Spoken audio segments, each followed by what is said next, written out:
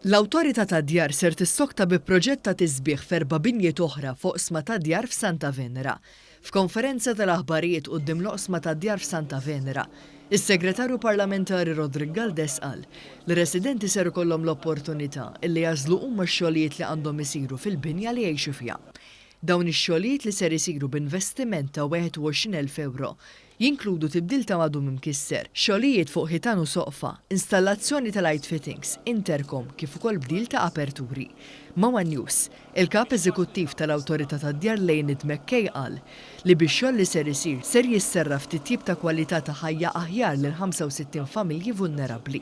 Investiment mhux biss fi stock ġdid ta' akkomodazzjoni soċjali li nafu kemm hu bżonn już, imma wkoll li ninvestu fl-istok eżistenti.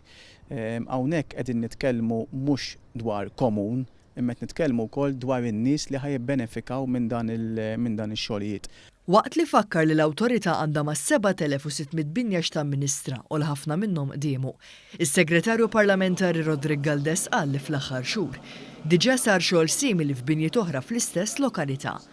Dan bħala parti minn proġett li fi żmien sentejn, il-Gvern ikun dar nofs l-oqsma tad-djar f'Malta u Għawdex. Kemm il-miżuri li ħadna mhux biss qed naraw li l-familji qegħdin jibbenefikaw minn ċertu kwalità ta' ħajja aħjar, imma dan hu investiment li ilu għal snin twal meħtieġ.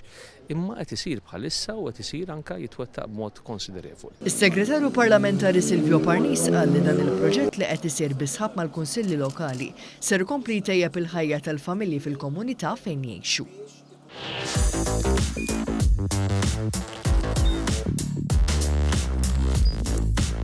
Idħol fuq one.com.mt u hemmhekk tista' tara l-programmi kollha li jxandru fuq One permezz ta' One Play.